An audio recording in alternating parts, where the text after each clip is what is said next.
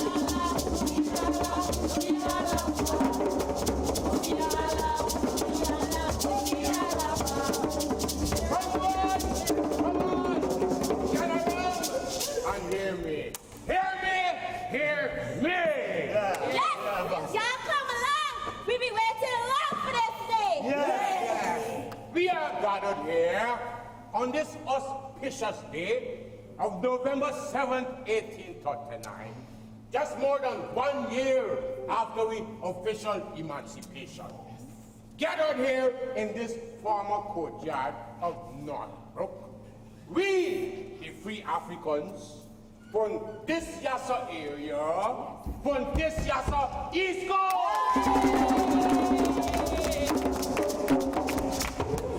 we've been waiting long for this day. Yes. Ever since the Act of Emancipation was passed in 1834, when we were monumented.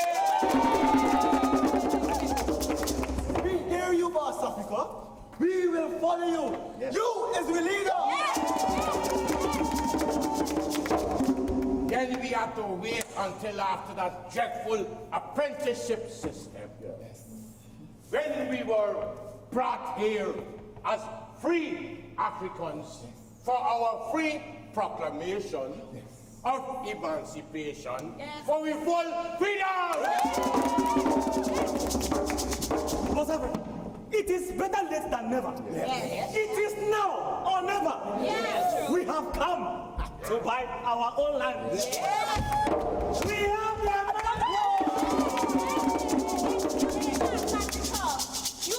the easy to work and save.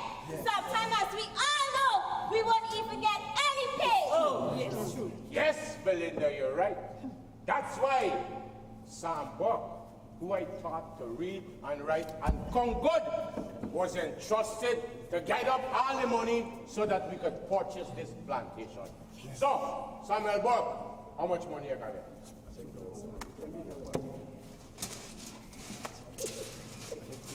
How much money you got there, man? First off, we don't have all the money. Sam, I know you ain't got all, but how much we got? We supposed to get 30,000 guilders to buy this place. That is exactly British Guyana, $10,284.63. We have two-thirds of the price in hash cash. Spanish dollars, guilders, 2 beats, beats and half beats. Sam! All that checking and counting, you collecting and collecting, you want to tell me that's all you get? Excuse me, Boss Africa. Of course, that's all we true. It's 83 purchasers and we all bring the kind of money. Look. Me on there too. Look.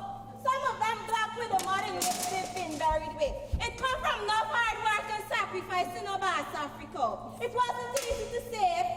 Yes, Belinda, you know you always hot mouth. Anyway, we will collect all the balance and we will sign it up with a promissory note that Sam will. And then we will collect that in 3 weeks' time, it will be redeemed.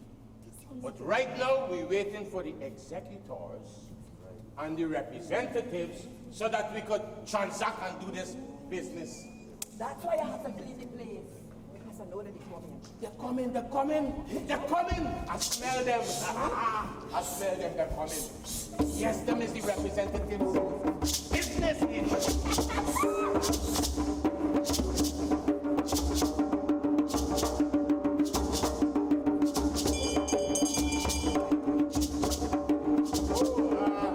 Howdy and welcome, folks. I am William Africa Baptist. They call me Boss Africa. I'm in charge here. Let's get this purchase over with. I'm too hot, bothered and tired after that long journey to get here. My, what a beautiful day to do business. My. What a welcome party this is. Where's the rum? And where's the food? Food? There's a party, isn't it? Party? My people, these are the representatives of the executors of Plantation North. This is Miss Catherine Rogers. She is the widow of the former deceased owner, Massa Hugh Rogers. And this is...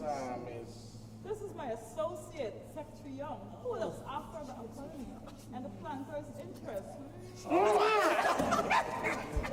Well, we are gathered here because 83 of we see it fitting to pull together we hard-earned money to purchase this year's plantation land. Yes, we know all that. The price is 30,000 guilders. That is exactly British Guyana, $10,284.63. Now, where's the money? We have it right! Too bad! Too tired? The agreement of purchase was for the full payment. Okay, Catherine. Don't get too hot under the collar now. And don't you get to be in your bonnet. I am sure that we could come to some arrangement. Yes. Please, all we have here is all our savings. Yes. Please, Miss Rogers, you must give us some time to earn more money and pay off the balance owing. Yes. Excuse me, Catherine. I would like to speak on behalf of we 6 women. Yes, please. Who also form part of this purchase committee. You see these Spanish dollars, these guilders, these bits, 2 bits, and half bits, these coins. Look, you could see some of them black with the money in which they've been buried. Yes. It comes from no hard work or sacrifice. It's either you take it or leave it. Belinda, don't be so hasty and impolite. We're going to come to some arrangement. Look, I want to note that 40 years before, Plantation Northbrook consisted of 500 acres. Yes. All this place has been a cotton estate of 285 slaves, Yes. which was the property of Mr. James Stewart. Yes. It's true. When cotton production fell, a few cattle grazed on the front land. Now, look at this place. Watch. Look at this place. Watch. Bush. Run down. Now what the price? Reduce the price. Please, the price is so high. Please reduce it. Beg him.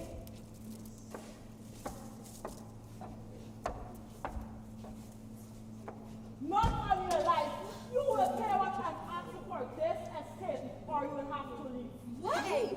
Okay, Mrs. Rogers. We will pay the balance. We will deal with it with a promissory note that Sam Burke will write up. And at that time, we will redeem it when we get our transport. Agreed?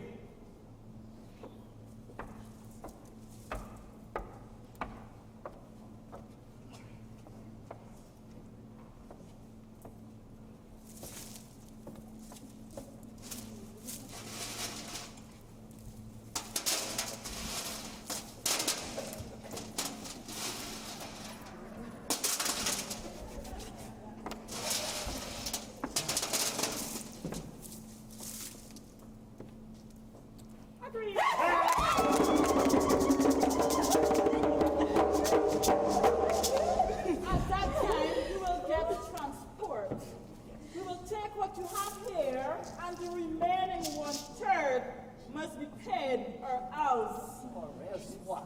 When the transport is ready, you will have to sign in Georgetown in front of me.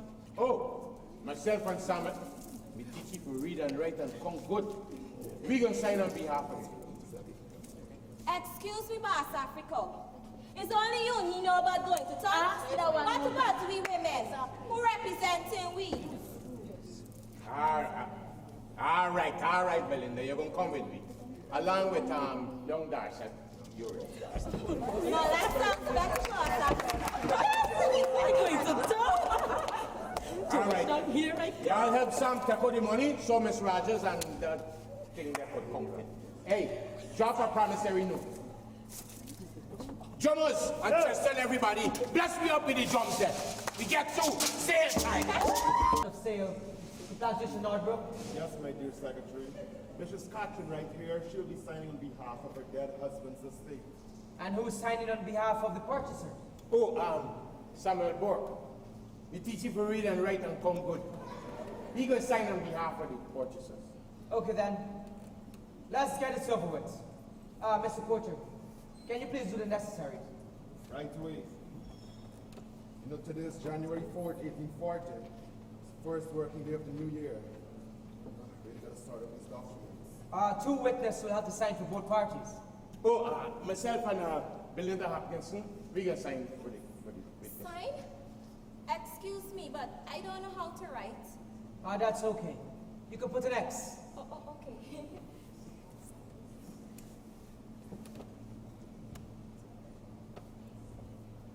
Hello, sir. Over this side.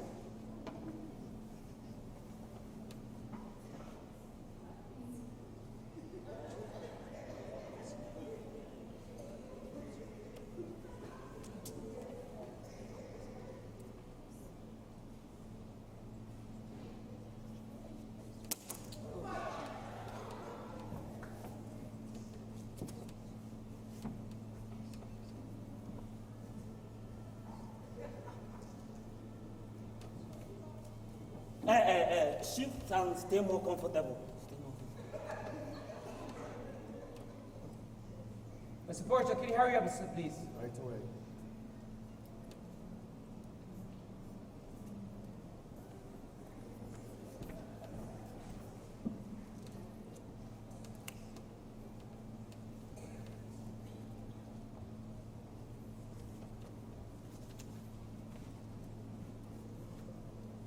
Here's a promissory note to give you after purchase. You can retain it.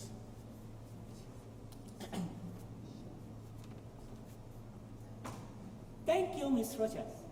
It was nice doing business with you. Excuse me. I would like to say something. Even though it took so long, I just want to say, let Almighty God be praised on this wonderful day. Congratulations to you and your people. May God bless you always and help you. Let's call for a toast.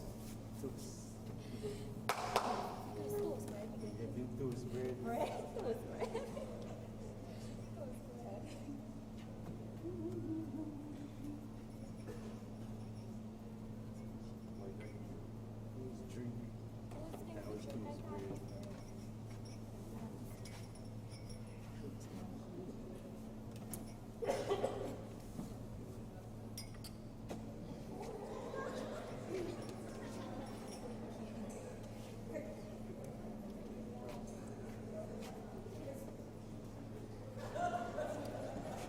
Here's to your plantation.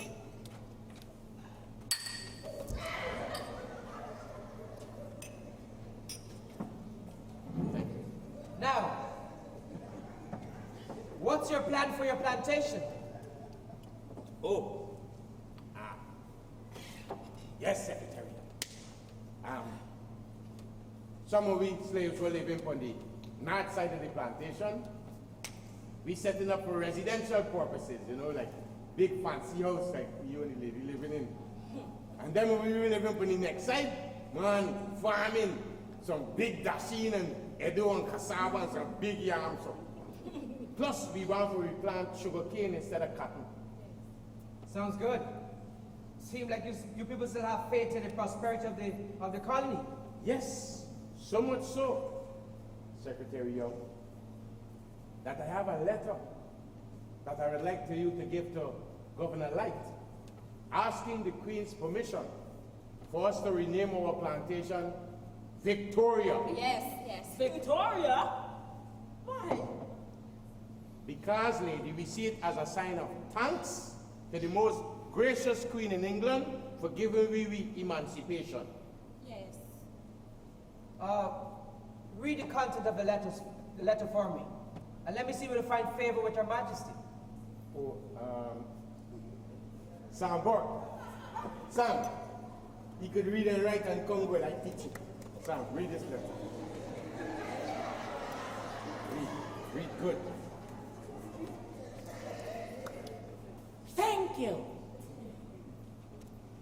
To His Excellency Henry Light, Esquire, Governor, Commander-in-Chief in and over the colony of British Guyana, may it please you, Your Excellency. Sir, we the undesigned emancipated laborers of this district, with humble submission and respect, approach Your Excellency, praying Your Excellency will be pleased to pardon our boldness in soliciting Your Excellency's affirmation for a few moments whilst we enter into details, which we earnestly hope may interest Your Excellency and gain for us Your Excellency's approbation and assistance.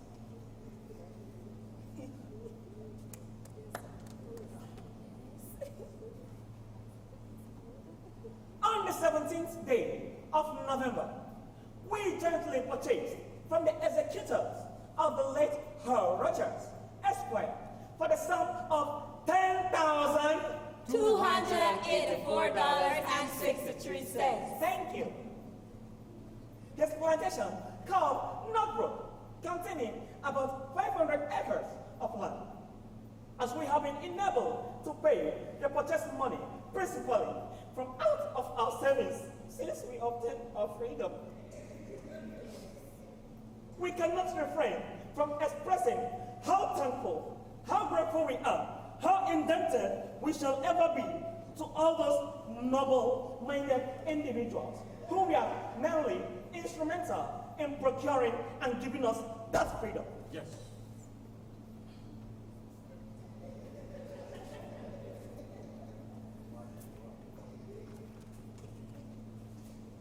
We will fain bow down to posterity some token of our gratitude and some memento of emancipation, which we have witnessed, partaken of, and enjoyed, and we can see that we cannot do so more effectually, certainly not agreeable to our feelings, than by being allowed to name our plantation after our good and gracious young queen, Victoria!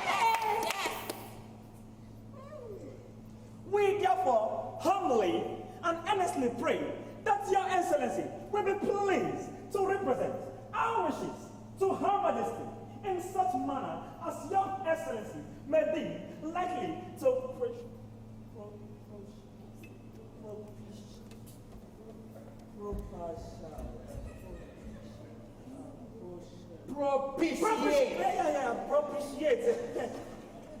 propitiate Her Majesty and obtain her royal consent. Praying Your Excellency's favorable consideration, support and patronage, we have the honor to be, sir, Your Excellency's most obedient, humble servants. Yes! Well. That was certainly a mouthful. Tell me, which magistrate did you go before to have this petition signed? Oh, we went to Stipendiary Magistrate C.H. Strutt last year, November 30th last year. And his wife Mary signed as witness to the several signatures. Several signatures? Yes. How many are they? Now, furthermore, read the names for me. Oh. Samuel Burke. Read. Don't make a mistake this time, you know. Samuel, read out. Thank you. Secretary, The signatories are John Satima, William Lewis, Thomas Bear, James Macri, William Africa Baptist, Belinda Hopkinson, yours truly, Samuel Buck, Frank Bell, Christian... Okay. Don't worry the rest of the names. I will forward the letter to whom it may concern. Oh, The letter petition sound good to me. thank you very much, Secretary Young. You're a good man, good man. Well, now that business is over, let's get on to the pleasantry, shall we?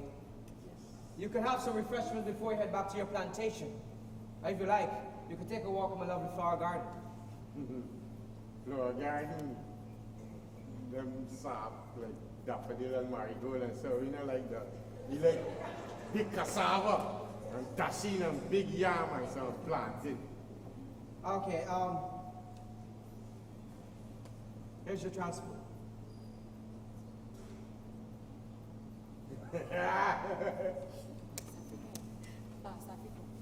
Easy. We own this house! Oh, thank the God for this. Oh, Victoria is we own. Yes. Victoria! This is we own. The flowers.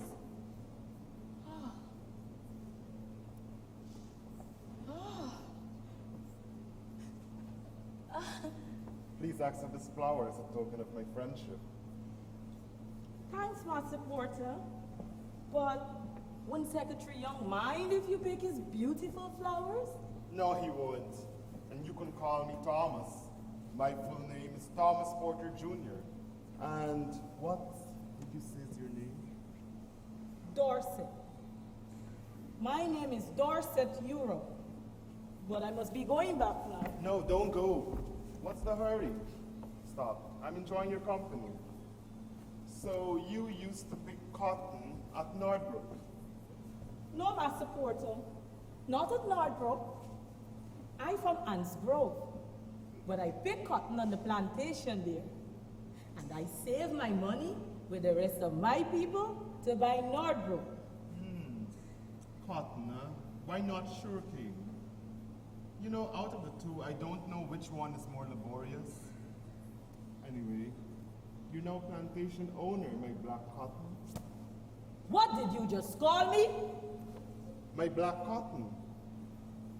You're black and pretty with pearly white teeth. You're black and beautiful.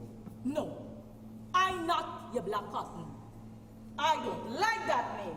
And why not? I only meant that as a compliment. That is not my real African name. Then what is your real African name? I don't know. I can't remember. Why can't you remember? It was beaten out of me when they bring me here. I was kidnapped. I was stolen from my homeland. I am a prisoner of war. But I am the property of no one. Them chained me to restrain me. I'm terribly sorry about all that. Our village in Africa was not prepared for the attack. We were outnumbered. But we had no disagreement with the next tribe. It is never in our nature to start a war without any reason. We were a small tribe. And we used to describe what we see in our own language. So can't you even remember your own language? Then beat it out of me. I had to learn English. We were a kingdom of hundreds, not thousands we had to face in war. When I spoke with the others on the journey here, the middle passage, I realized that our lands were conquered one tribe at a time. I must be going. No, don't go yet. What's the hurry? Look, so you don't want me to call you my black cotton? Then what should I call you, Miss Dorset Europe? Dorset Europe? I don't even like that name, Dorset Europe. Why not call me Ayele? Ayele? No. Abini. Abini? No. Victoria. Victoria? Yes, Victoria. Victoria? But isn't that the name you all came up with for your new plantation? Yes. So, why can't I call myself Victoria? It is a beautiful and a strong name. I love it. I agree. And you know what? It also means victory. Yes, I like that. Victory. You may call me Victoria, but I must be going back now. What's the rush? Stop. Why are you always in a hurry? Look, they're still eating and drinking inside. So tell me something. Do you know much about our good and gracious Queen Victoria? No, but why? Because you're assuming her name. You ought to know more about the person of whose name you're taking. After all, to represent that name as a beautiful queen. Okay.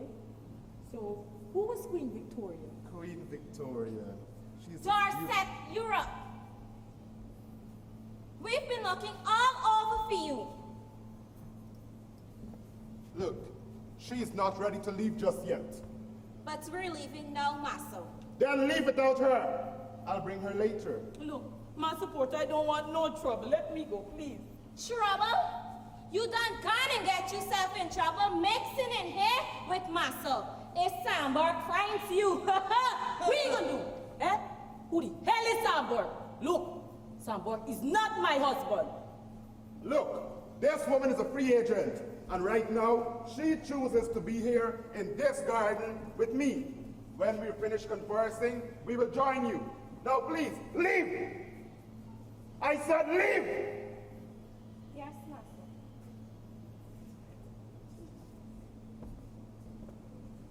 Now that's better. Come and have a seat and let me tell you some more about her good and gracious Queen Victoria, who have granted you blacks your freedom.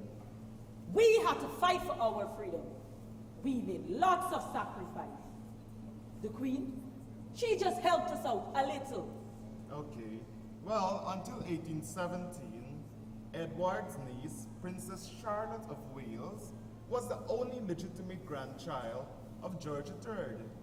Her death in 1817 precipitated a succession crisis that brought pressure on the Duke of Kent and his unmarried brothers to marry and have children. So, they were forced to get married? Yes, Victoria, they were.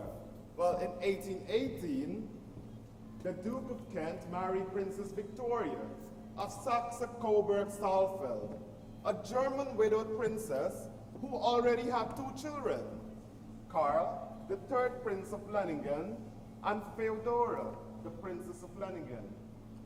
Her brother, Leopold I from Belgium, was the widower of Princess Charlotte. Wow. The royal family sounds so confusing. And somewhat dysfunctional. Anyway, in 1818, the Duke and Duchess of Kent's only child, Victoria, was born on May 24th, 1819 at 4:15 a.m. at the Kensington Palace in London. Wow. Born in a palace? I wish I was born in a palace. It doesn't matter where you were born, Victoria. It's what you become. Look at Jesus, for example. He was born in a manger, and he became the Christ who died to save the world. Jesus? Who's Jesus? You don't know who's Jesus who became the Christ? No, but is he anybody important?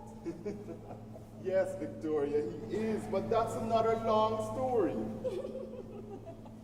All of this sounds so exciting, Porter. And then what happened? Anyway, let me see. Yeah, Victoria turned 18 on May 24th, 1837, and a regency was avoided. On June 20th, 1837, William III died at the age of 71. He was of the United Kingdom. And Victoria became the Queen of the United Kingdom. Wow! Just like that? She became the queen? Yes, Victoria, just like that. Well, official documents prepared on her first day of her reign described her as Alexandrina Victoria. But her first name was withdrawn at her own wish and never ever used again. Dorset, you! Come. I have been looking all over the place for you. Eh? Aunt Belinda told me you are not hearing that we are going home. No, I told Dorset I was coming just now, but Mr. Porter right here, he was telling me all about Queen Victoria. Yes, our good and gracious Queen. Victoria.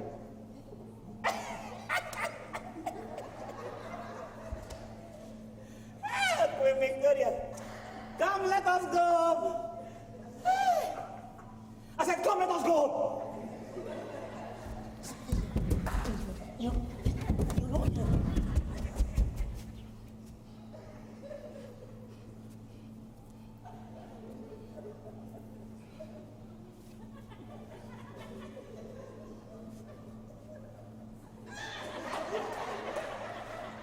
Queen Victoria, eh? Queen Victoria. Queen Victoria, eh?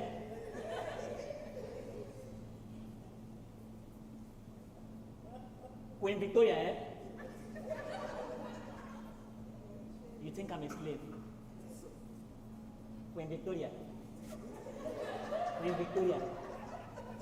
Queen Victoria. Come on, move! Mr. Porter.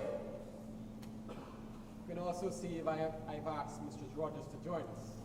I was wondering why you invited me. That's because I have a petition from the free blacks before me to deliver a response to of Her Majesty Queen Victoria. These diggers are crazy, Governor Light. They've been enslaved so long they can't even think straight. Imagine they bought their own plantation and want to rename it Victoria. But why? How dare they?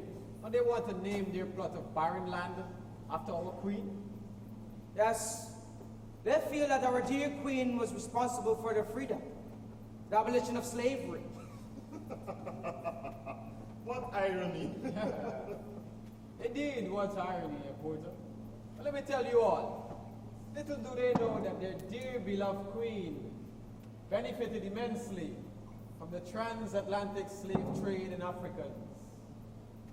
Do you remember Sarah Forbes Bonetta, Secretary?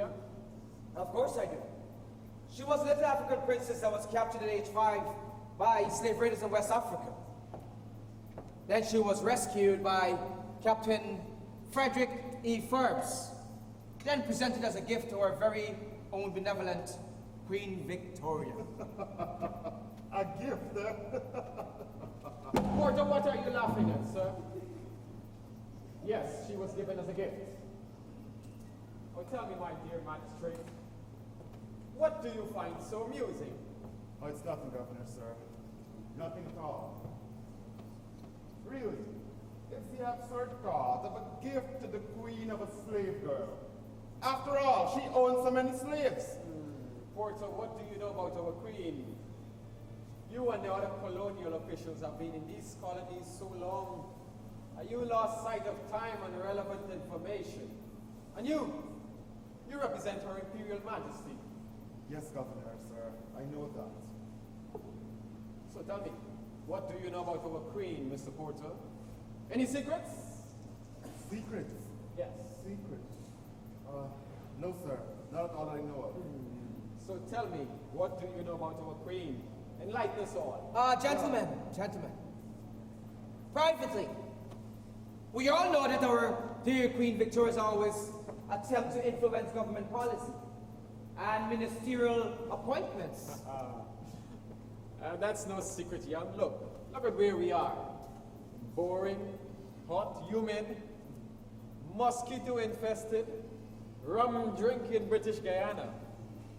But that's not what we're here for. I know I could use a spot of rum.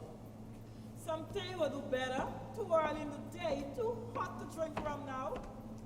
Well, anyway, I've called you here to be present at the response I have to deliver to the ex-slaves of Nordbrook who recently purchased the estate and requested to the Queen, through myself, to rename it after her. So, Governor, what's the response? Well, my dear Secretary, in that, all right, thank you, sir. In that petition to me, the purchasers asked to have our plantation named after our good and gracious Queen, Victoria. And as we all know, Plantation Nordbrook, that was granted by her Queen. So Plantation Nordbrook is therefore now Plantation Victoria. I don't like it. I don't like it at all. Why not, Secretary Young? With the ending of slavery, we have to prevent the ex-slaves from asserting their independence and be economically free from plantation system. We still control them. What I can't understand and accept is why are free men and women quitting the plantation now? So what is wrong with that, Mrs. Rogers? What is wrong? You know, the free men and women, they want to determine their own destiny and be self-reliant. Upon emancipation, they weren't paid anything. The planters got 20 million pounds. Oh, we know that. But the planters still be complaining to me. Black labor is expensive. So Secretary Young, what are they saying? You know, during apprenticeship, the planters got more money. The planters are reasoning that labor is already short in supply. And if the free women and men work on their own plantation farms or provision ground instead of the cane fields, plantation labor will become more scarce and costly. Look, I as governor, I've also been getting reports. The planters have been destroying fruit trees and digging up provision grounds deliberately in order to make these free black laborers more dependent on plantation wages rather than their own produce for their living. Governor Light, the free men and women are considering this an aggression, and that was their motivation for leaving. You know, they also quit their plantations because they wanted to be free. Free? They weren't born to be free. Their lot is to serve us, to be our slaves. But they have rejected the humiliating punishments and inhumane conditions on the plantations. You know, they are yearning to establish their economic independence. And how do you know this, Mr. Porter? Have you been concerting with these creatures? It's open knowledge, Secretary Young, that they are taking advantage of unprofitable cotton and sugar plantations to begin buying land. And by thrift, they had cash which they had carefully accumulated during their 4 years apprenticeship. You know, Mrs. Rogers, it should be noted, the planters got compensated a further 27 million pounds for the apprenticeship period. Mr. Porter, their own hard work and sacrifice enabled the free men and women collectively and individually to purchase many of the properties and pay for them in hard cash. That may be so. That may be so. But it cannot be encouraged. This could be the beginning of the fall of the British Empire and the loss of standing by us white folks. We have to continue supporting our planters. Look. Comrades, as far as I'm concerned, these planters have been employing harsh legislation, heavy taxation, indentured immigration, plus common skullduggery to undermine these village economies. It's not fair, right, nor just. Let's talk going around, Governor Light. What kind of talk, young? That is a conspiracy going on between you and the Secretary of State of Colony, Earl Grey. The deny of credit to small black farmers. So what?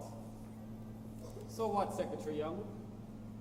We can't sit back and lose our power to those ex-slaves. That's why we imported indentured coolies from British India after emancipation. And that's why we allow the Portuguese to have monopoly on buying and selling of the plantations and the estates. We still run things around here. Oh yes, yes we do. Yes, I know. Many male Indians came on board the Whitby and Hesperus. This Indian indentured ship is causing disruption and ethnic tension, I tell you. You know something, Governor Light? It's also weakening the bargaining power regarding Africans and their labor. There's going to be trouble in this colony down the road. Mark my words. Mrs. Rogers, you know, since 1810, we still have laws that prevent and prohibit the free Africans from practicing their religious and cultural ways of life. They aren't even allowed to drum. It is not so for the Indians. They live their roots and their cultures. And we know that. And they were given free land. And they're free to express their way of life. And when the contract is over, they're free to return to their countries if they so desire. At our expense. Our expense. Taxes from the Africans brought the Indians here, and our government must pay for them to return. But the Africans, they have no means whereby to return to their homeland, from whence they were kidnapped. Look, gentlemen, these Creoles should be taxed according to their acres. I tell you, then they will not find their possessions not so desired. It's not fair. The white planters sought and got duty-free importation for the maintenance of their industry. State assistance aimed at improving that industry, along with the labor importation system. Now tell me, how long can this strategy of discrimination work against the free Africans? How long, you ask, Mr. Porter? How long? Let me tell you. It will have to work like this for a while. It will have to be like this for a while because we have to maintain checks and balances on these blacks. Otherwise, I tell you, they will take over all our land. I was told that 90 of the Indian immigrants who came on board ships are Muslims. We have to be careful about religion and education. We have to ensure that these ex-slaves become Christians and worship our God. We have to use our education to control their mind.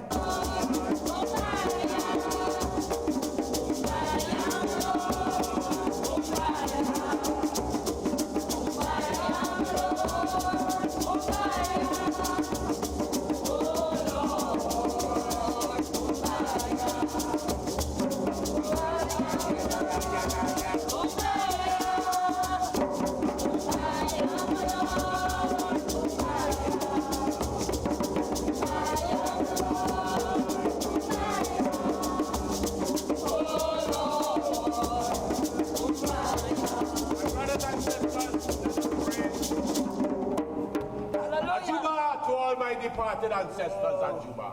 Ajuba to Mansa Musa. Ajuba to Kofi Badu. Ajuba to Kodera. Ajuba, demon. Ajuba to all those whose names I do not know, but whose blood runs through my veins. Ashe. Ashe. Ashe. Ashe. O Almighty God of Africa, please accept the coolness of this water, so that you may be cool and comfortable. Ashe. Ashe, Ashe, Ashe. Africa, please accept this light and energy so that we may have brightness and strength. Ashe! Ashe! Ashe! Ashe! Oh dear Jesus, the Christ, the Redeemer, we love and miss your spiritual presence here on the north. But gather guidance and wisdom through your energy and strength and guidance. Ashe! Ashe! Ashe! Ashe! Oh Almighty God, may that guidance open our paths and doors, and the paths and doors of those that we love. Here and in Africa, Ashe. Ashe! Ashe! Ashe! Mighty, almighty, almighty Yahweh, give us strength, give us honor, give us glory, give us wisdom forever and ever. Ashe. Ashe! Ashe! Ashe!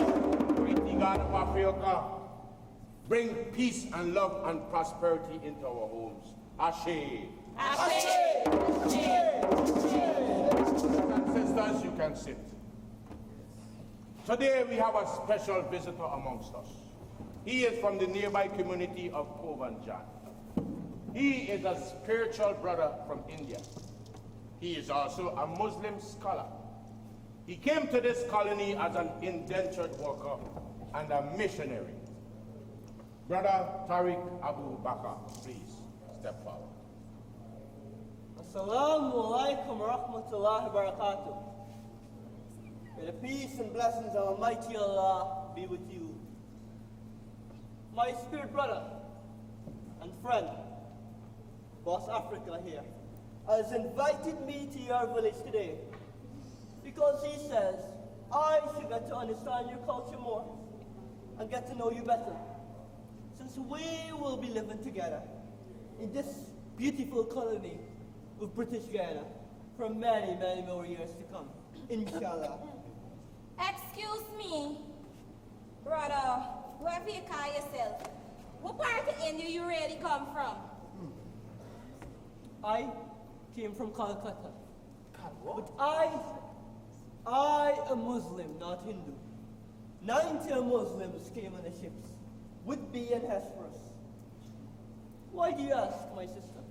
It's why y'all come into this hard place for make life harder for me. Yes. Imagine y'all taking away with jobs, plus the lonely wages to know. Yes. On top of that, they get to be free land, and we will live in hay, God by we own land. Listen to me. We want to hear what you got to say. Go back home to India. Yes! Sister Belinda, look, please go and sit down. You are always so disgusting. Pass Africa. Let the brother speak. I'm sorry about that, brother. Please, carry on. I understand your concern, my beloved sister. But where we were coming from, we were suffering. We had no work. We had no land. No money. No hope. Some of us contracted to come and work here for 5 years and then return to India. I want to return to India, so bad. So, Brother Tariq, why you want to go back to India if it is so miserable there for people like That's us? why we're Sister Darcy, Europe now known as Victoria. Please go and sit down. Stop falling this troublesome, disgusting one. I'm sorry about that, brother. Please carry on. Some of us can just contract to come here to work and make money. Some of us came here as missionaries to spread the message of Allah and the brotherhood of man. I announce my shahada, my testimony, publicly, first in English, then in Arabic. I bear witness that there is no God worthy of worship except Allah, and that Muhammad, sallallahu alaihi wasallam, may there be peace upon him, was his messenger and final servant. I ashhadu an la ilaha illallah, ashhadu anna Muhammadur Rasulullah. What? Subhanallah. Boss Africa, you don't even know what the man's saying. And he ain't from the church. My brother, Swallow, swallow. please sit. My people do not like the la la la la la. I will teach them. No, please. La la la. They might make you holla. My brothers, my sisters, my villagers. Yes, Boss Africa. I, William Africa Baptiste, have been teaching here since 1834. So true. You know I have always sought to bring the truth to you. Yes. There are some brothers and sisters who have been in submission to God. Some are Muslims, some are Fulaman, some even from the Fulani tribe. Yes. But slavery has robbed us of our God. Robbed us of our religion. And robbed us of our culture. But both Brother Tariq and I believe in one Creator, and in the Messiah who sent many prophets, and in the Word of God who was denied by the Jews. Our two religions have so much in common, my friends. Our Holy Quran mentions in chapter 3:45, O Mary, verily Allah has sent you the glad tidings of a word from Him, and His name will be Messiah Jesus, held in honor in this world and in the hereafter, and of those who are near to Allah.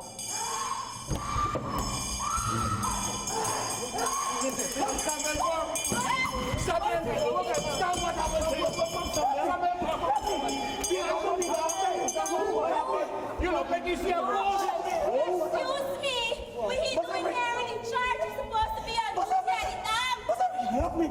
They're after me! Who is that? All right. That is my all right. The massacre man! Help me! What is he saying? What is wrong with him? Brother, some skullduggery has been going on to undermine our village. So we've always had somebody to watch man the dam to prevent from sabotage and flooding. Yes, and we also give the watchman a bell to summon all residents whenever this village was flooded. Don't you get it? The dam got broken. We're gonna get flooded out. So we gotta go fix it right away. I saw all kinds of ghosts in the place. Ghosts? Mungas! Someone nonsense you're talking about. Look. Everybody, let me get together and go and repair the pitch in the dam now. No? I ain't going. Like you hear what he just said. It got ghosts out there. Moon gaze out there. Massacre man. All like people. My friends, it is clear that the planters are trying to scare you, the villagers. They know you people are very superstitious. I would not go out to repair that dam at night. Okay, well, let me go and repair it when the sun rises up. Excuse me, Mass Africa. What nonsense! We in danger now. Somebody gotta go there and watch man down. Belinda, I'm frightened for going to the back dam then. Don't go, please. Me going. Not me! I'm not going! Me neither. Don't look at me. Me going out in the dark now. It's too dark in the back dam. Too dark till morning. Yes, we wait till morning. Excuse me. Since Nadia are here and wanna go, I gonna go. But you want Belinda? Yes. Belinda, you're not afraid? Excuse me, Mass Africa. Afraid of what? The living or the dead? But it's dangerous in the back down, Belinda. Yes. I gonna go. Belinda, don't go. The men ain't supposed to be free all the day. You Excuse me, Victoria. What about we women? We brave too. Look, y'all keep the service going and keep praying. God and my ancestors will protect me. Belinda, you can't go, girl. Give me this bell. Listen to me and stop touching me. I will go.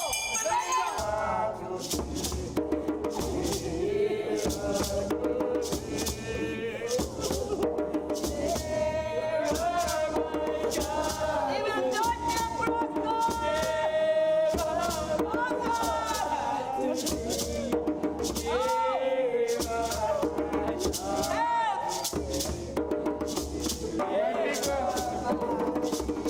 May the 2nd, 1845 is a sad day for us all.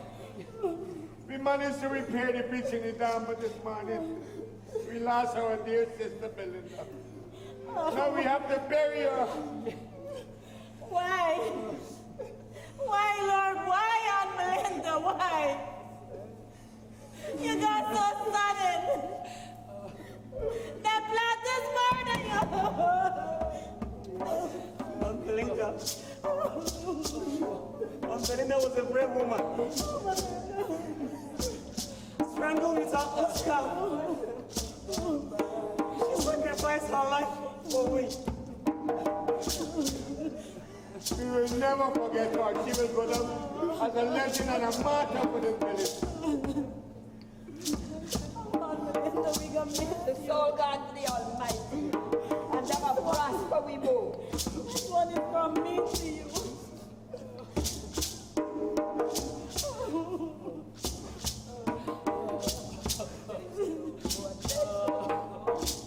I recognize the sun in the sky. But this is a different world. I cannot hear the whispering of the trees. I do not understand the language the land is speaking. The water is not speaking. It is of anger and confusion. The air is filled with death. Absolute fear and organized violence. The fact that I survived, I thank God and my ancestors.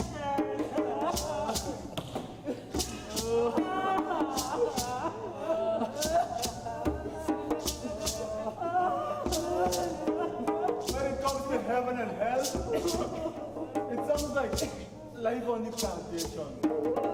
Really more obedient you be to the slave master, is the closer you get to his heavenly house. And the farther away you get from this hellhole in the ground. And the slave masters and the planters, it's still the Lord we have to worship. And he sees everything we are doing as bad in his eyes. You know, we are regarded as evil and of the devil. When we work for ourselves and speak out against him. The better you walk as a slave, follow the rules, watch what you say, the better is your chance of getting into heaven on the plantation. If you challenge the Lord of the land, the colonial master, the all in the ground is your destination. This seems like hell to me, according to the history. Indeed, bury our sister Belinda. But after that, somebody will have to pay. We don't have enough bad treatment during slavery. And now them planters just want to come and flat out the land. But we got to be careful of what we're going to do. And we can't let them defeat we never. So what we gonna do? Attack the planters? We pay for the land, and now they want to flood me out. And that's not all. They want to sell all of our goods and produce to the Portuguese first. My people, we are not attacking anybody. But we have to take steps to defend our family, our village, and our properties. Some we have to plan properly.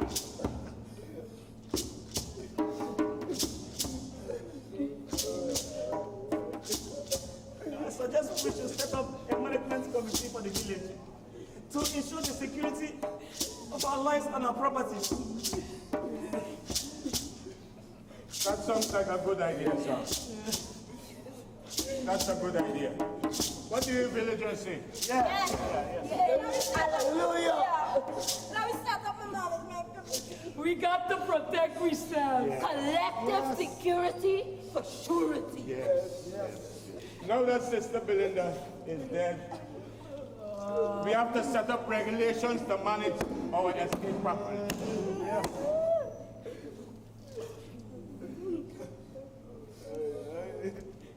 May your soul rest in peace, my victim. South Africa, why don't the 82 shareholders here go to my supporter? Because he's the acting stipendary magistrate and we could sign the agreement. Thomas Potter, Yes? why do we have to go to that man? Can't we go to any other stipendary magistrate? Sam, Thomas Porter is responsible for matters in our area. He's our stipendary magistrate. Victoria will go and get him.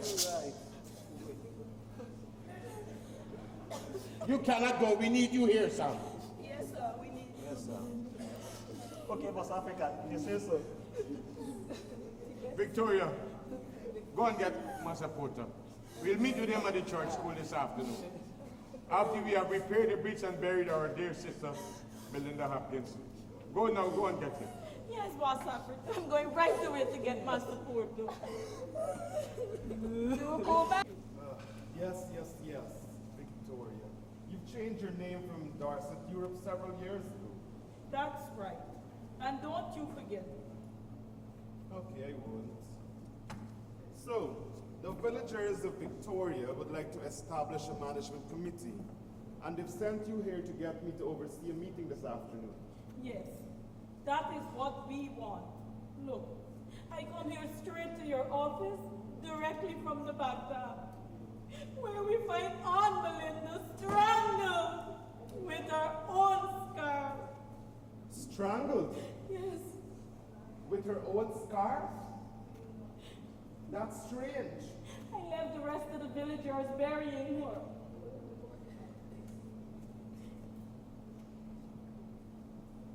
You know something, Victoria? I'm happy it wasn't you who got killed. But there must be an investigation into Aunt Belinda's murder. I doubt whether the colonial authorities will do anything about that. So, why don't you do something about it? Why do you think so, my lovely Victoria? I really can't. I'm just the acting stipendary magistrate. We blacks aren't important to them anymore, ever since the indentureship started. In fact, the planters tried to sabotage we and prevent we from being successful. You have no evidence of that, Victoria. Evidence? Right now we hold Baghdad flooded. It is not fair. I know it is not fair. Look, your village movement has been facing many challenges that could be understood in the context of the conflict between the planters and you peasants. Master Porter, the most frequent problems we are facing are those of city fence, drainage, and irrigation. Is that all? No, that is not all. And the colonial government insistence that we villagers must bear the full cost for local public works, particularly the roads, the bridges, and the dam. It is not fair. Look, Victoria, these tasks require massive investment and centralized management. Neither is available to the villagers, and you are suffering greatly as a result. Master Porter, the frequent floods on the East Coast, they're causing epidemics of cholera, malaria, and yellow fever. And they are spreading easily in the prolonged floodings. I know, Victoria, the loss of crops, livestock, and food supplies.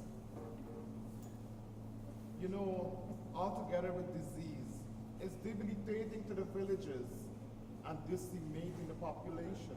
So, are them big words you know? Debilitated and decimated to the population. What can you do about it? What can I do? Seriously, what can I do? Nothing. It's your problems to solve. Ever since we free Africans buy the own estate, it seems as though we villagers are now looked upon by the planters and the officials as competitors with the plantation for scarce resources of this colony. particularly for land, labor, and government funds. It is not fair, Mr. Porter. My dear Victoria, you know your exemplary initiative to set up a management committee is bringing into a mode of existence of social organization, commodity production, and local legislation that could create a more free village life. Yes, that is what we want. That is what we want. Full freedom.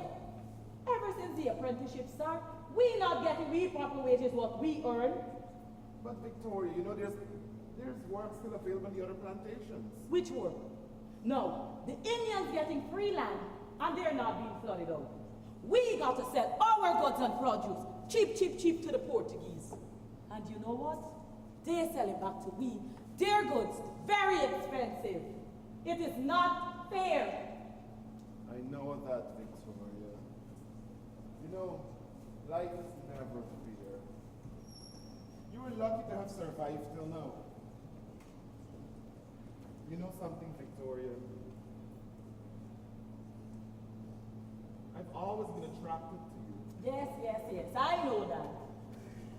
We've known each other for 5 years now. Yes, that is indeed so. Look, I value our friendship, but I must be going now. Why do you always keep pushing me away, Victoria? When will you ever say yes to my proposal for marriage? You know I love you. I want you to be my wife. This is not the time, nor the place. I must be going back to the village. If not now, when? When will it ever be? When God, my heart, and my mind tells me so. But until then, you continue being a gentleman. All right. If you put it that way. I've been waiting so long. I don't see why I can't continue to wait. That is so wise of you, Thomas. And you know what? What? Good things come to those who wait. But not to those who wait too late. Anyway, my dear Victoria, let's get to the meeting, my secret love.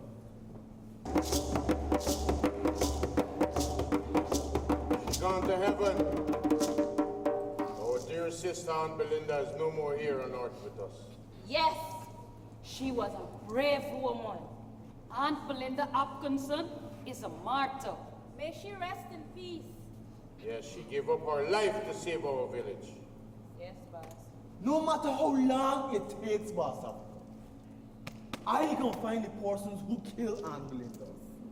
And when I do, I will kill them! No, no you won't. Not if I find them first. I will eat their hearts. Enough! Yes, we will find the killers. But first we have a meeting with Mr. Thomas Porter, the stipendiary magistrate. He'll be here any time now with Victoria. Boss Africa, I never liked the idea of inviting that stipendiary magistrate. Unless you invited him for me to kill him. Sam, stop this stupid talk. We don't have enough debt for today. Let's get this meeting started. Thomas Porter's supposed to be here at any moment. Oh, here he is.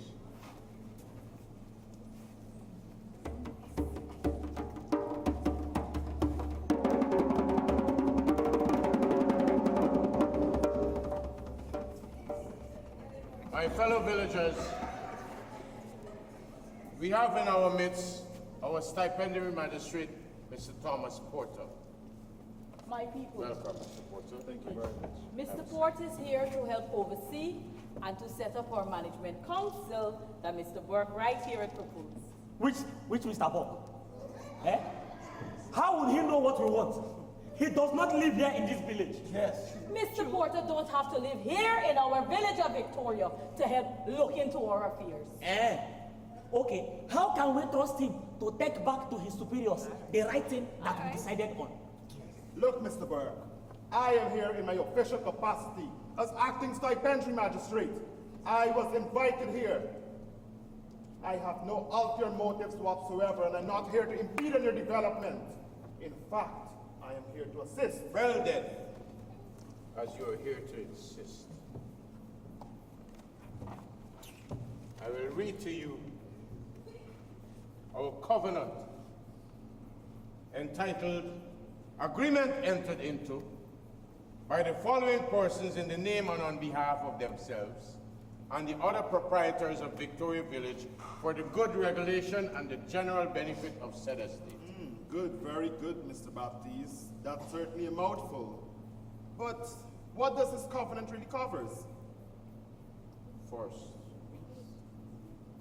we have to discuss the murder of our dear sister Aunt Belinda Hopkinson in the back dam this morning.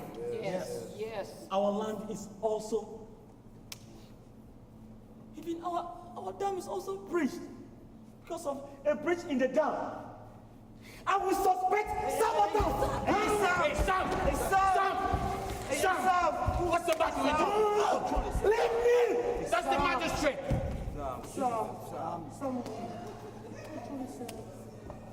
Now, Mr. Burke. Sabotage, huh? Don't jump to conclusions. I will send a report to my superiors about the situations here. It's because of Aunt Belinda's death that we decided we must protect our village at all costs. Allow me! Before you came here, we had time to sit and discuss.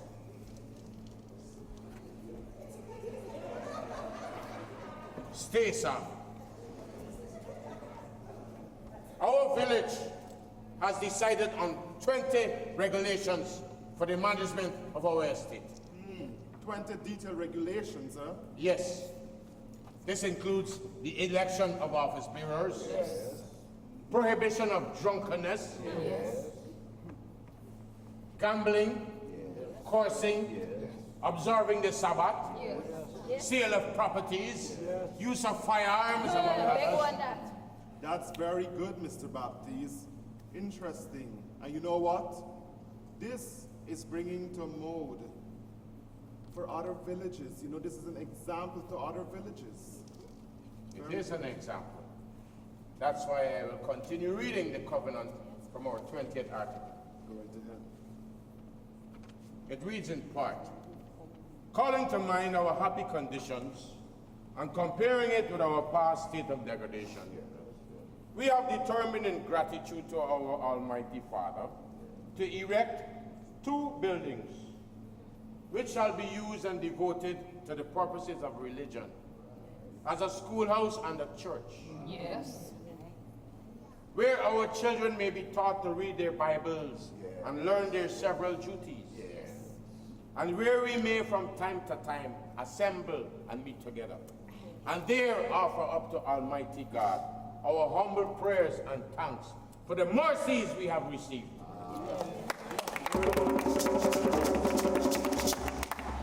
You know, from my humble opinion, the regulations you have mentioned there are very interesting. And this is setting up this is bringing into existence the first attempt of local government here in British Guyana. Yes. But how will you put all of this into place? Simple. The agreement we are entering into states that the management of the affairs of the village must be chosen by votes of the majority of the proprietors.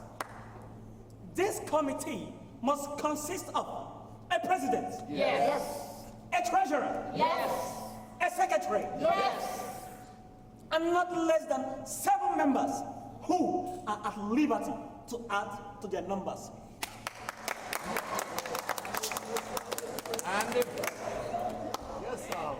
any of the 82 remaining proprietors from the 83 are eligible to serve as members or officers of the committee for 12 months. Yes. Interesting, Mr. Baptiste. Let me see what you have here.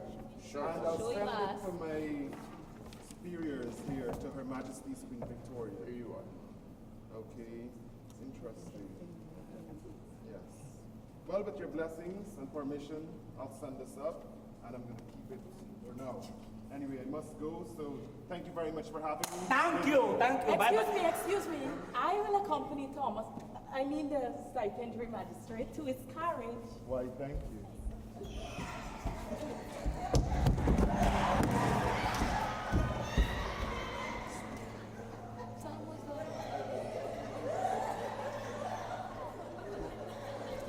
And West Africa.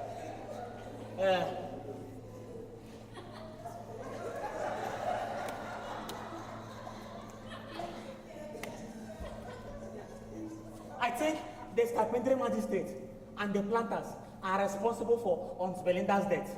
Yes. I think the person who killed Aunt Belinda is that Indian you went to the church, West Africa. You speaking about Brother Tariq Abubakar? That man is my friend. Yes. So, that indentured coolie would do anything the slave master them Yes, said. If they said he was pioneer. The truth, Moses. That man is a Muslim missionary, not a killer. That's what you say. We don't know who he really is. West Africa. In that case, I think both the Indian and the stipendiary magistrate are involved. Yes. What proof do you have? Where is the evidence, Amber? Evidence?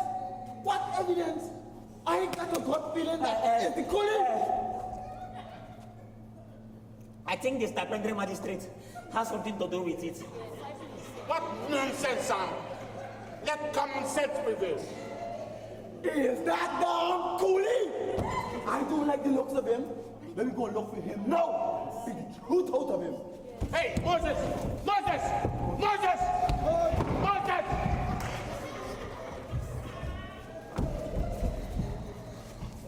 Get a grip of yourself. Calm down and calm your emotions. Calm me emotions? How can I calm emotions when Aunt Belinda's killer is still alive? We will continue the investigations. Sam! Sam! And Moses, we will find out who killed Aunt Belinda. Yes. Dear, I invited you here in my carriage for a ride to your home, but we end up here at my place. Okay. Well, I guess I allow you to kidnap me then. Anyways, I wanted to get away from all the sorrows and the mournings. Please, tell me more about Queen Victoria. Queen Victoria. Yes. Queen Victoria. I've told you so much already.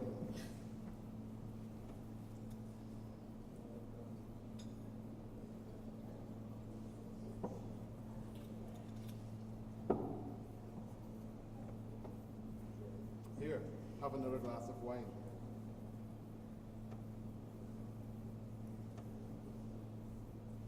No more. I had enough. I want to know more about English royalty. My dove, my love, you won't believe the level of immorality in English royalty. Yeah? Tell me about it. Tell me more of Victoria's secrets. Okay, I will. And then you'll have to tell me some of your secrets. I will.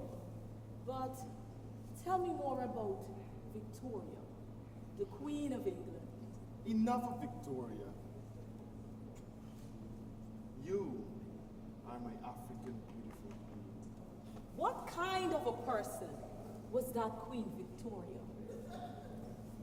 Victoria, why don't you tell me some of your secrets? Well, as for me, my secret is I keep remembering my past. Not everyone made it. When I close my eyes, I see death, human mess, and people descending into madness.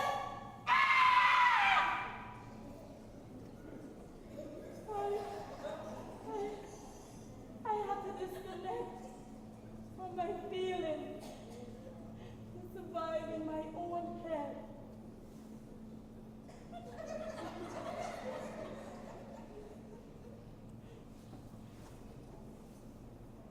Come back and sit. No one is ever the same, Porter. After you witness the suffering and the pain, you realize that when a man or a woman is being taken, he or she may never be brought back. You know, Victoria, it's hard for me to understand what you went through in slavery. You know, the brutality, the suffering, death. I didn't understand what a group of thieves was saying. I looked at the expressions on their faces. They made sounds. I checked their gestures to avoid the violence. I knew the feeling of fear. They tried to break our will to fight.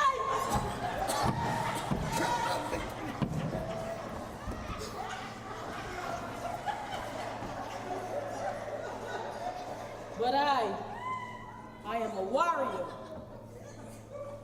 And I choose my battles, and I await my chances.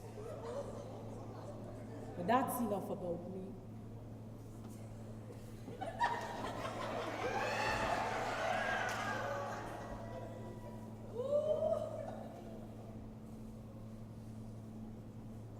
Oh, my dear Victoria, you are my African queen, my true warrior.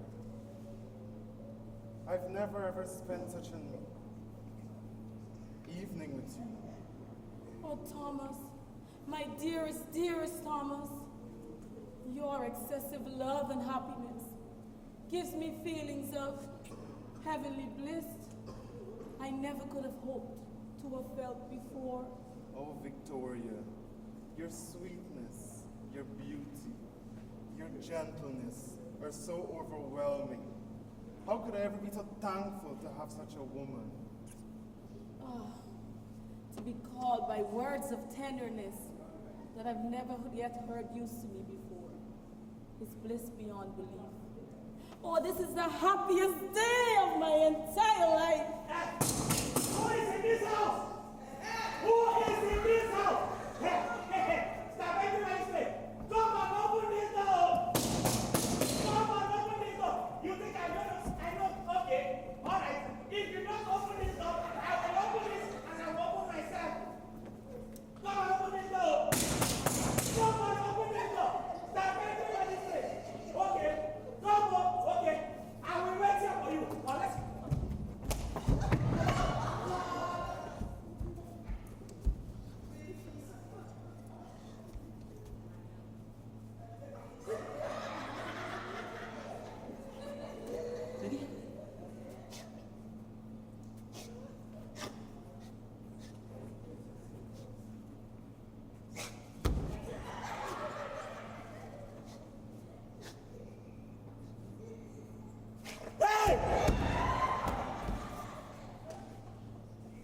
Victoria, I have been looking for you all over the village.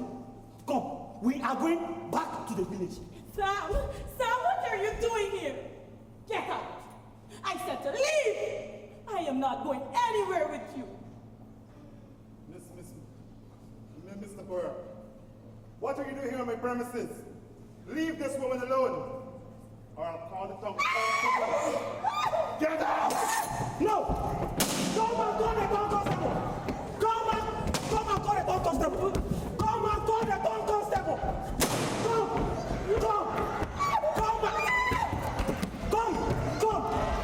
Come and call! Leave my woman alone, white man! Go and get yours, or else I will separate your head from your body. Don't mind him, he's gone. Let's go home. Sam, I'm not going. I am the property of no one. Not you, not Thomas. I own me. Let go of me. Eh?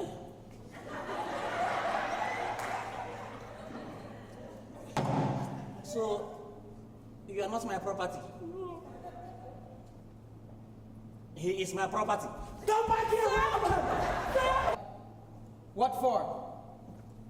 I submit for perusal of His Excellency the company copy of rules and regulations that were drafted at the time I acted as stipendiary magistrate for the district by 82 out of 83 original proprietors of Victoria Village.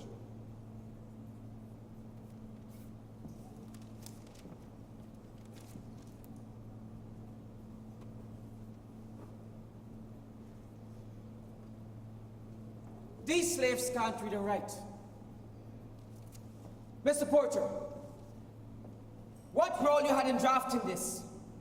To the contrary, Secretary Young, to the proprietors alone belong such merits of drafting and originated such regulations. I don't believe you. You have to. All I did was explain to the different parties before attaching their signatures. Yes, gentlemen. Gentlemen, both of you, Mr. Porter and you, Secretary Young, both of you know I have from principle abstained from the legislative interference in the numerous affairs of these villages. But what do you do when writers of distance talk of the necessity of some generous measures to regulate such villages and give them municipal institutions? You know, you should also know that these infant communities are ignorant on many points. Whatever they may require should be asked for.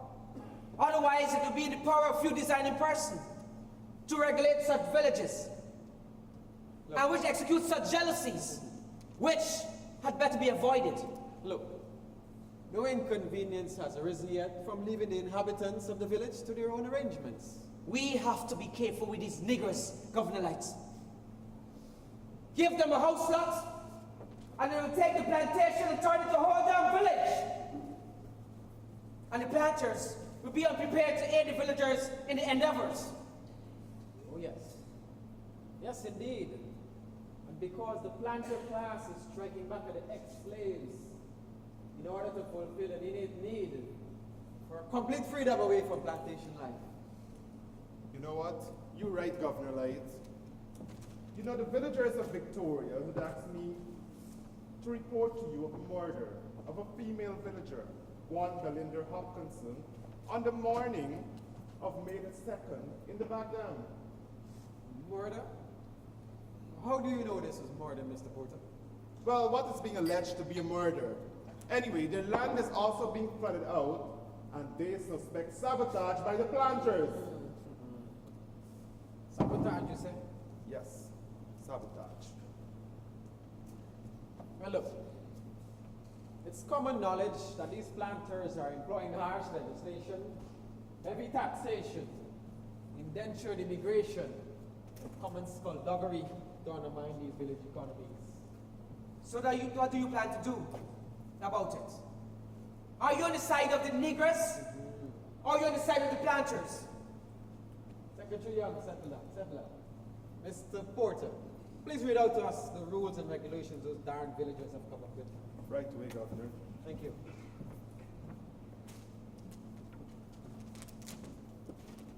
Agreement entered into by the following persons in the name and on behalf of themselves and the other proprietors of Victoria Village for the good regulation and general benefit of said estate. Dispense with all the details. We already know what's in there. You should also know, Secretary Young, that the proprietors of the estate have granted a piece of land for the erection of a church and a schoolhouse. Also 2 other churches, one after the English form and one after the Free Church of Scotland for the benefit of the estate. Yes, I know. The building already replaces a portion of land already chosen from these estates. That's good. Very good. Admirable, actually. I like that. These niggers are now becoming civilized. It's not good that they can read and write, Governor Light. So what are you saying, Young?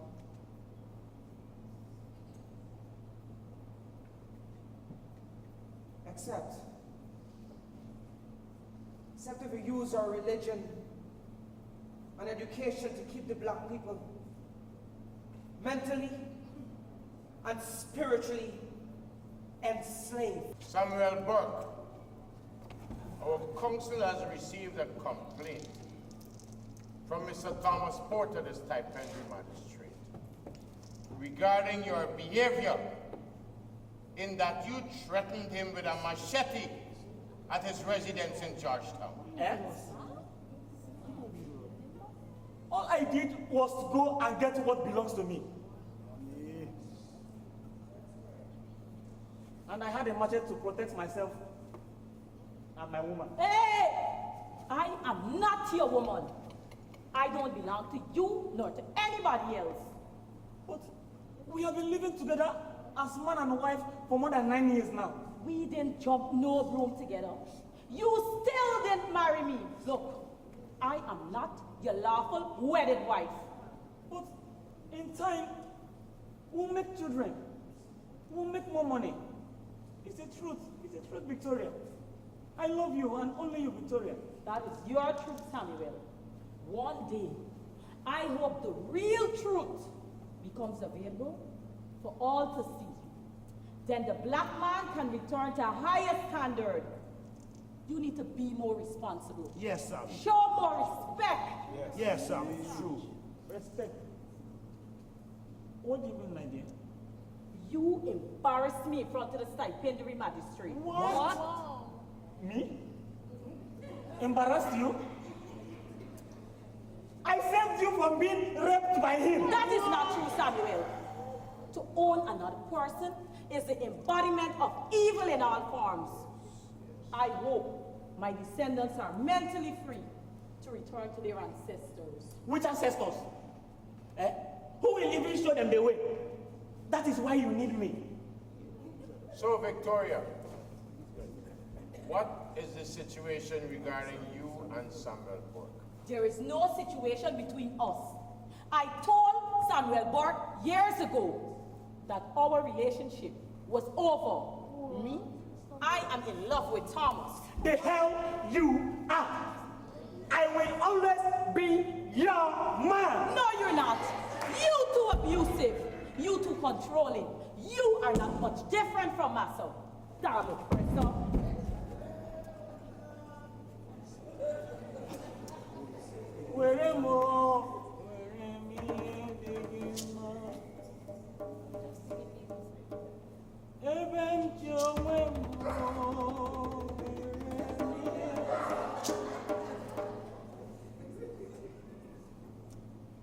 You can't make me to leave you, Victoria.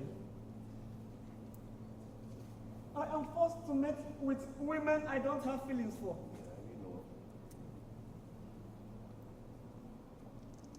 It is no euphoria. Just like in slavery. Moral depravity.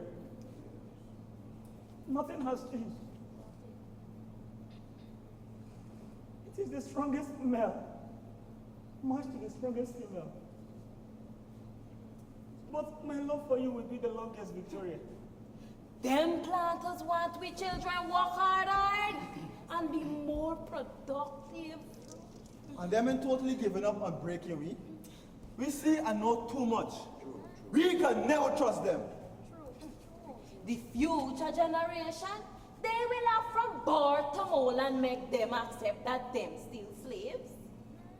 No condition is forever. Things will eventually change. People will always challenge and question why people are suffering. Strong people make weaker people suffer. And we also oppress our own. So, Victoria, why are you forsaking your black king man? Me? Yes. I'm not forsaking my black king man. I have no children yet. But I fear for my descendants, as they will have wiped out all traces of me. I am spreading my essence and sharing my being. I am Mother Earth. Mama, mama, mama.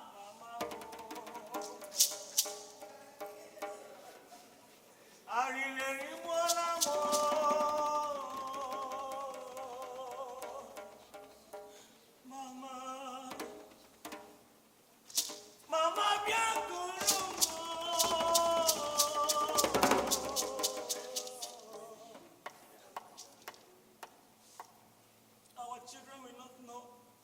cultures and languages. Now that we are Christians, we will be telling stories of people in the Bible, not of those from our village and riot. We even seek men from other nations and races, not caring who we throw aside, and spit in the face. Back in the motherland across the ocean, we had no commotion. No one in the village called Matthew, Mark, Luke, or John in a potion. Not even Thomas or Chester.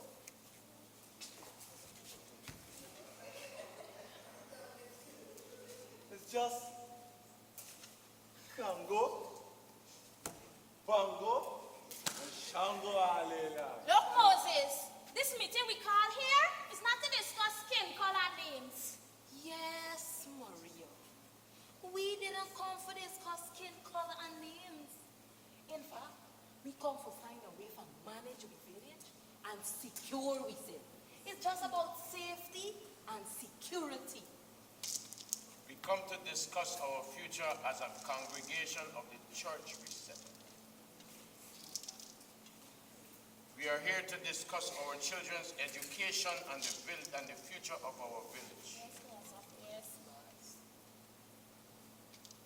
Despite we blacks being emancipated, them planters and other white people still see themselves as lords of the plantation, giving us low wages, stealing our women. Yes! I don't like being no Christian. I want to live my culture. The farmer, slave masters and planters can still foster love from within many of the ex-slaves and workers and make them willing to inform on them who ain't no Christian. And that's so Darcy. Victoria? I don't understand what you're getting at, Betty. Why not be like Hannah? She's a good Christian. No, I'm not. I come to understand that the songs by which they call my Christian name, Hannah, comes from a book that tells the story of a man who died on the cross to save the world. Just like we sin by having a relationship with strange men before marriage. Yes. But I know Christian. I is African. Yes. Right, Hannah. The planters and the white people speak to us of a white God. And if we are good, we will live in his great house in heaven. But Boss Africa, if we don't follow his ways, we will punish in hell forever. Yes, because this God is a vengeful God and a merciful God. Yes. But this holy book, this is the Bible.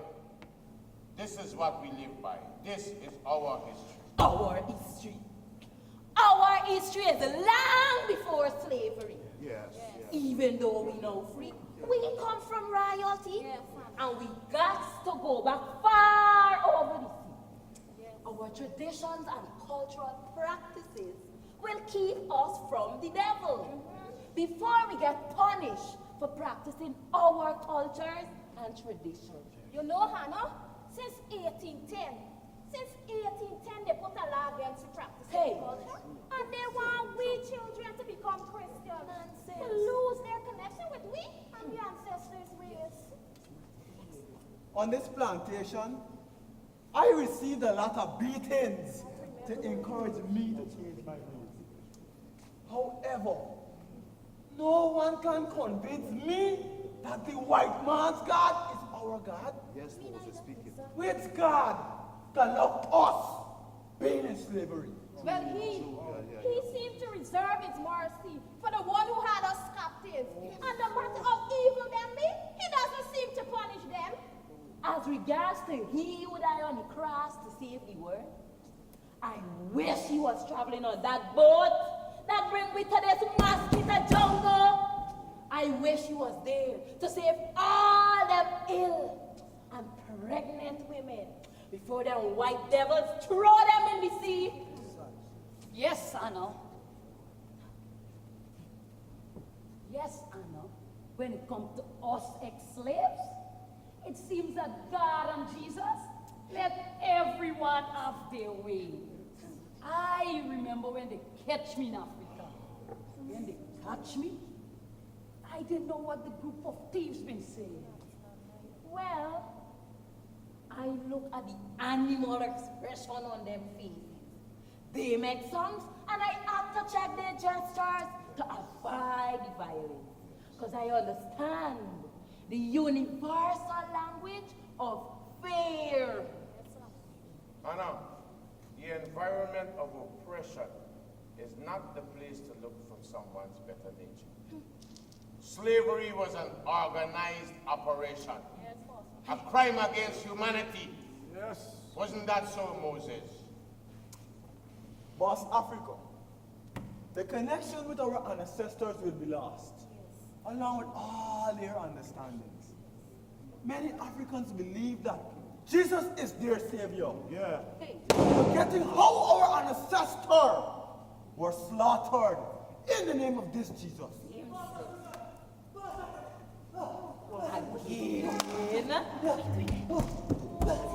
What you doing here? Look, this meeting not for you. You're not invited. Leave here! No! Stop! Leave here! Leave here now! Brother Tariq, what is the meaning of this intrusion of our private meeting?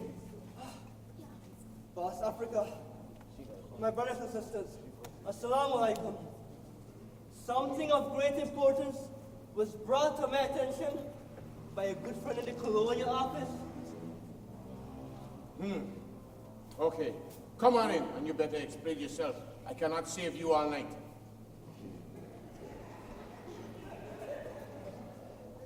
Boss Africa, brothers and sisters, you have been deceived. Deceived? By whom? Not by me. If there's any deception here, maybe it's coming from you. What do you know about Moses, get a grip of yourself. My brother, I told you I cannot save you all night. Speak up, and it better be good. Come on, Brother Tariq, speak up. The colonial officials, the slave masters, and the planters have all fooled you. In what way, Brother Tariq? In 1838, in 1834, rather than present you freed Africans with the act of emancipation, you, my friends, were read from an emancipation proclamation. So, Brother Tariq, what is the difference? The proclamation in no way conveyed the letter, nor the spirit of the act. What are you talking about, Brother Tariq? I don't understand you. Explain yourself. I have here a copy of Article 13 of the Act, an act for the abolition of slavery throughout the British colonies, for promoting the industry of the manumitted slaves and for compensating the persons hereto entitled to the services of such slaves. Page 917 speaks clearly about the absolute nature of freedom which you freed Africans were to be accorded. Yeah? So, Brother Tariq, let me understand this. Are you saying that we are really manumitted? Yes, my friend. Meaning that you have total freedom forever. Total freedom forever? What's that? But there's more to it, my beloved sister. Explain yourself. Let us hear it. Let out the secrets, Brother Tariq.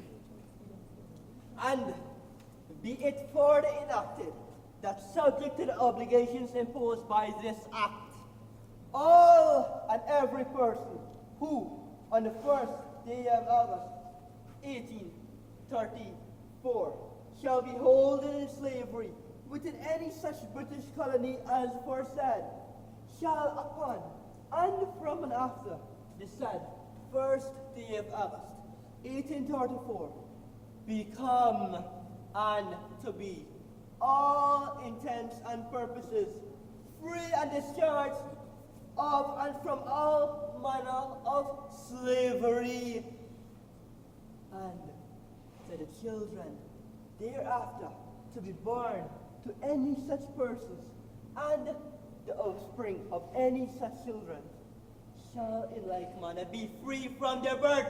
I still don't understand what you are getting at, Brother Tariq. Yes, I too, I don't understand. But we got our freedom, didn't we? Yes.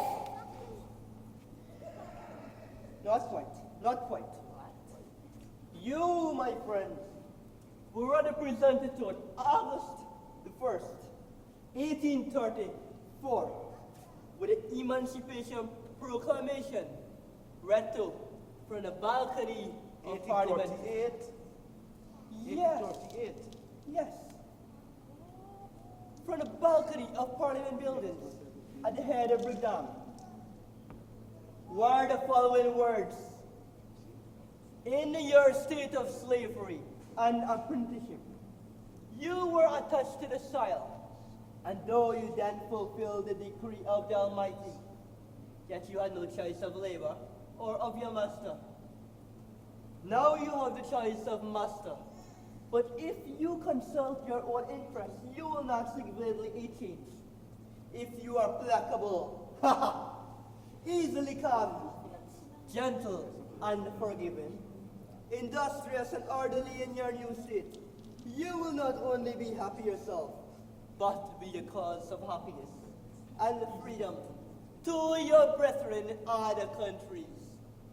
Yes, we have been bought, sold, freed, but now duped and bamboozled all over again. Moses. Thank you, brother. So what are we going to do for South Africa? We got to assert our independence. We have a vision of a nation in which the idea of human freedom could become a practical reality. I agree with you, Victoria. We Victorians have to resolve that legal emancipation should not remain a sterile statute in the law. True. Yes, But it should be the consistence and existence of our existence. Yes, Boss Africa. We have to empower ourselves by making decisions that affect our lives. We have already endured the nightmares of enslavement, out of which we have adopted a practical approach to the world around us. My fellow villagers, we need to employ the day-to-day business of producing food to survive. Yes. To maintain our families. Yes. And to educate ourselves. Yes. We must be seen by others as equal under the law. We must safeguard our independence of our own land. And to be eventually and economically free of the plantation. Victoria can be the model of all the villages in British Guyana. And we can create an industry through the spirit of our ancestors. Yes. And there is need for us villagers to develop as a united village with one purpose. To bring forth a new generation of powerful people that are going to build the new and united nation. Victoria, my love.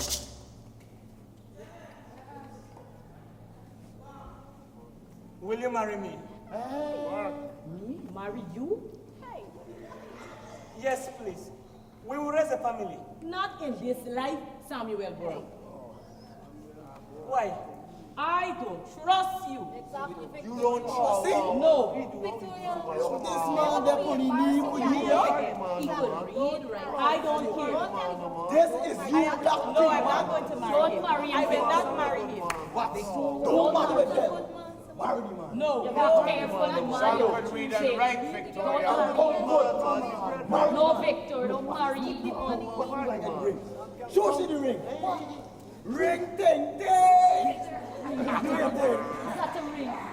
Show she the ring. They might think for his real gold. All right, sir. We'll marry you.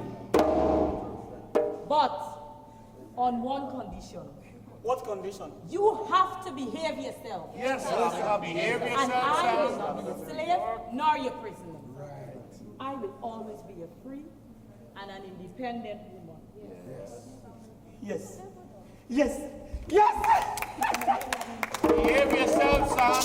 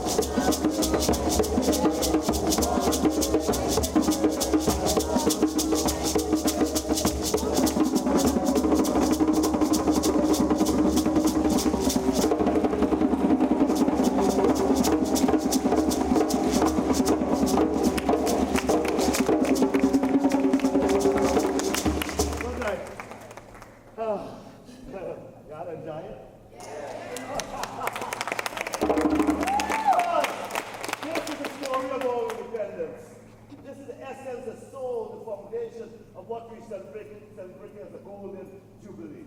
You know what I'm saying? So don't mind all the bacchanal. This is the roots and the culture of Guyana.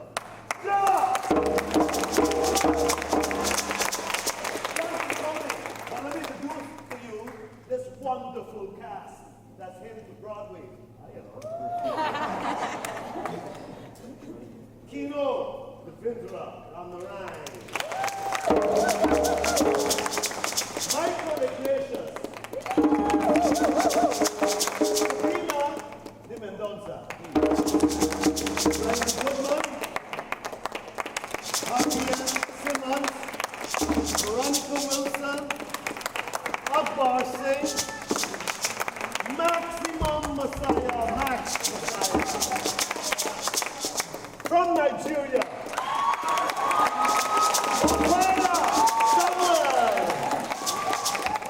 And of course, the star of the show, none other than Wendella Austin.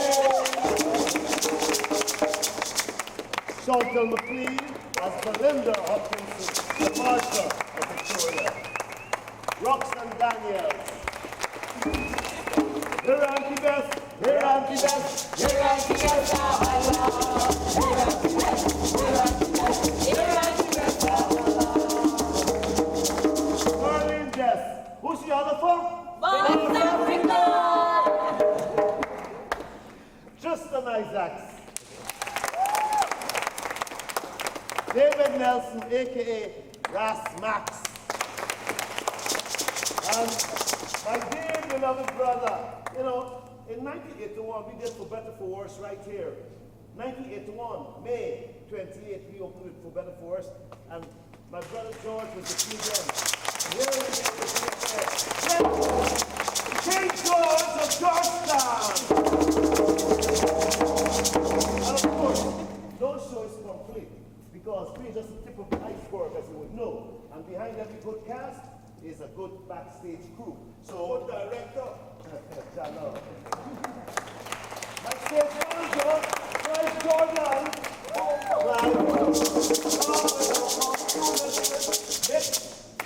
And our two stage cast, Dennis Shaw and the champ himself, Clive Adwell.